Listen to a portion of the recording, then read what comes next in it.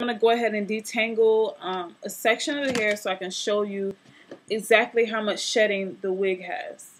So I'm going to detangle this section. And when you're combing it out, the shedding also depends on a lot of factors. What size comb you're using, the teeth. If you're using a smaller tooth comb, you're going to have more shedding because you're just pulling the hair out of the tracks or out of the lace in the front. So you try to use the widest tooth comb you can find. That's the best thing you can do. Also, it depends on if you're combing the wig dry or wet.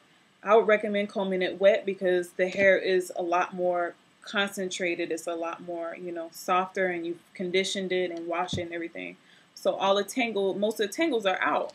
So I found it to be a lot easier trying to comb out the tangles while it was wet and then letting it dry that way. That was a lot easier. So it also depends if you're combing it wet or dry.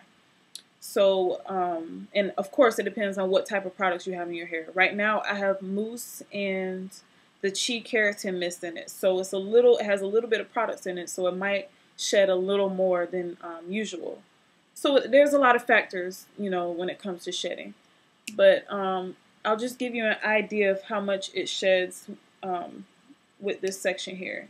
And I haven't combed this wig in maybe a week, and it's combing pretty easy. I didn't expect it to comb this easy.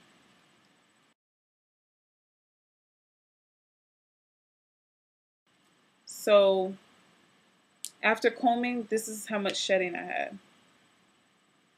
So to me, it's not that much. I don't think it's that much. Out of all this hair, as I said, it's not a lot. To me, it's normal shedding. So, and then I go ahead and take my brush because it has and here's the amount of shedding in the brush. I don't know if you guys can see that, but there's hardly any hair. So that's why I recommend going through it with the wide tooth comb first, and then the wig brush. So for the next question, how does the wig look when it's wet? So I've gotten that quite a bit too. And what I'm going to do is I'm going to go ahead and wet this side of the hair that I just detangled. I'm going to wet it for you guys, and I'm going to show you how it looks. So stay tuned. Okay, ladies, I'm back. So as you can see, I wet this side of my hair compared to this side, which is dry and not detangled. Kind of not matted up, but not detangled. So as you can see, it does curl up when it's wet. I've gotten a lot of questions about that. Does this wig curl up when it's wet? Should I, how does it look? So I missed that piece right there.